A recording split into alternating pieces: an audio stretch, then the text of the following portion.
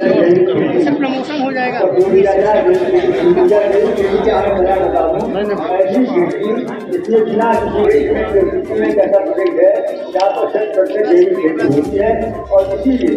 पालन अधिकारी एवं अन्य अलाइड कृषि विभागों के अधिकारीगण, कर्मचारीगण, यहाँ उपस्थित मेरे प्रिय किसान भाइयों और माताओं और सभी कर्मचारियों को मेरा सादर प्रणाम।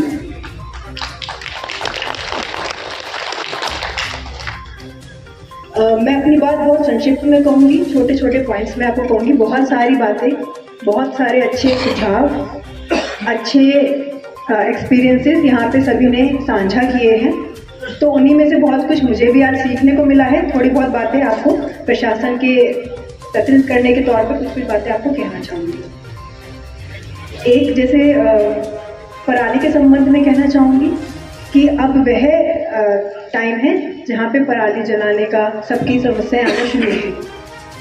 चूँकि गोंडा बहुत अच्छा, मतलब यहाँ के किसान बहुत नॉलेजेबल हैं, बहुत विद्वान हैं, वो उस बात में पहले से ही बहुत सजग हैं कि वो पराली नहीं जलाएंगे। तो बस एक इस मंच के माध्यम से छोटी सी आपसे और अनुरोध करना चाहूँगी कि इस अपनी प्रथा को, जो हम पराली नहीं जलाते हैं, आगे भी रखेंगे, पराली को नहीं जलाएंगे, क्योंकि जो इसका परिणाम है वो हमसे, जो हमारी छोटी जनरेशन है उस पर अत्यधिक पड़ता है, अन्य जिले हैं उन पे पड़ता है, अन्य प्रदेश है उन पे पड़ता है।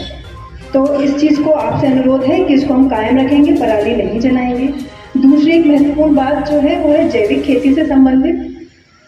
जो फर्टिलाइजर, पेस्टिसाइड हम यूज़ कर रहे हैं वो भी जैविक अगर यूज़ करें, जैसे बीज अमृत की बात बताई गई, और भी हमारे किसान भाई ने बहुत अच्छी अच्छी बातें हमारे साथ शेयर भी करी। उस चीज़ को ध्यान में रखते हुए जैविक खेती को हम जितना आगे बढ़ा पाएँ उतना आप सबसे अनुरोध करूँगी कि उसमें सहयोग करें। इसमें महिलाएं खूब अच्छे से सहयोग करती हैं, अच्छा करती हैं, और आप अच्छा कर भी सकते हैं। ये चाहूँगी कि आप अपने इन प्रोडक्ट्स को अर्गा से जोड़ लीजिए। जो भी हमारे किसान भाइयों के प्रोडक्ट्स हैं, चाहे वो FPO के माध्यम से हैं या फिर स्वयं सहायता समूह के माध्यम से है। लखनऊ में भी गए थे एग्रीकल्चर एक्सपो में, 800 कृषकों को ले जाया गया। हर ब्लॉक से, प्रत्येक ब्लॉक से 50-50 कृषक बंधु और बहनें वहाँ पहुँची थी और उन्होंने कुछ सीखा होगा, वहाँ ज्ञान अर्जन किया है।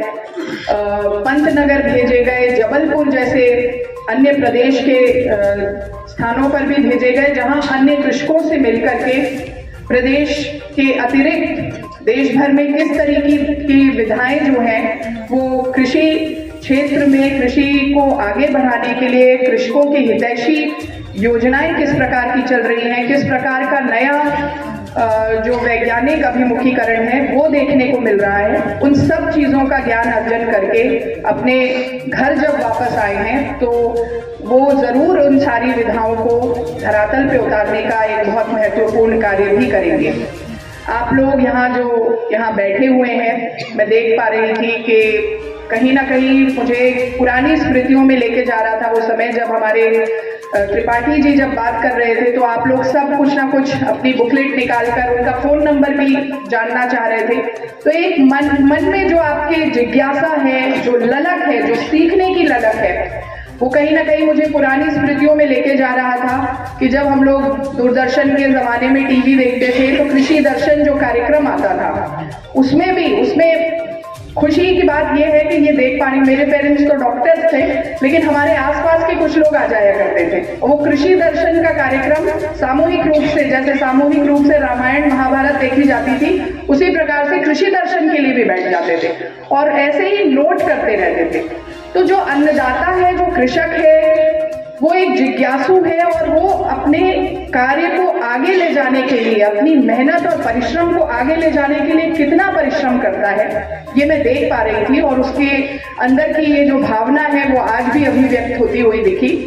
तो उन स्मृतियों को आज संजोते हुए यहाँ उपस्थित सभी लोगों को मैं आज की जो इस वैचारिक गोष्ठी है उसमें आपके आगमन के लिए, आप सबके एक संवाद जो बना है उसके लिए बहुत सारी शुभकामनाएं निर्गत करना चाहूँगी मंच के माध्यम से। और जिन बिंदुओं पर हम सब लोगों को पुनः ज़रूरत है कि हम एकाग्रचित होकर मजबूत कदम आगे बढ़ाएं, अपनी प्रतिबद्धता जो है उसे व्यक्त करें।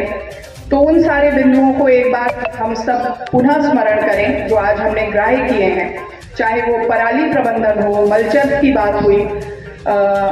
बड़ा सौभाग्य था कि परसों के दिवस जब माननीय मुख्यमंत्री जी का आगमन हुआ बलरामपुर में, तो हम लोगों को उनका सानिध्य, उनका आशीर्वाद प्राप्त करने का मौका मिला और उनके द्वारा इस बात को, उनकी समझ और उनकी जो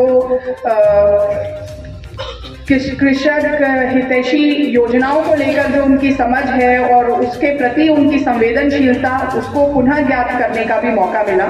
वे पराली प्रबंधन की ओर एक बार कह रहे थे कि देवीपाटन मंडल अपने आप में, आप अपने आप को सोचते होंगे कि एनसीआर से तो दूर हैं, लेकिन जरूरत है कि हम इस जन जागरूकता के भाव को आज ही आत्मसात कर लें, हमें एनसीआर में तब्दील होने की नौबत ना आए।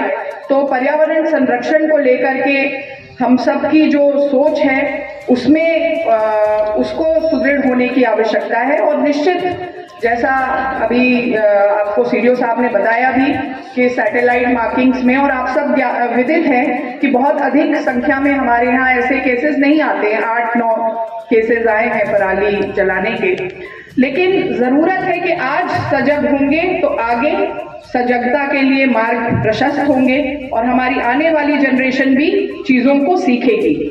तो ये बात रखी गई थी। वहीं खाद को लेकर के भी उनका चिंतन था। खाद बीज की अवेलेबिलिटी जो है वो बहुत ही निष्पक्ष और पारदर्शी भाव से होती रहे। कहीं गलत गतिविधि हो तो उस पर कठोर कार्रवाई, कठोरतम कार्रवाइयां अमल में लाई जाएं, इस प्रकार के निर्देश भी थे और उनका हम लोग अनुपालन सुनिश्चित कर रहे हैं अपने जनपद में। इस भाव को बनाए रखने में आप सबका सामंजस्य, आप सबका सहयोग भी अपेक्षित है और वो निश्चित हम लोगों को निरंतर मिलता रहता है। हर ज्वलंत समस्या का त्वरित गति से निदान हो, इस आशय के लिए एक ईमानदार कोशिश अपने स्तर से भी की जाती है और नीचे भी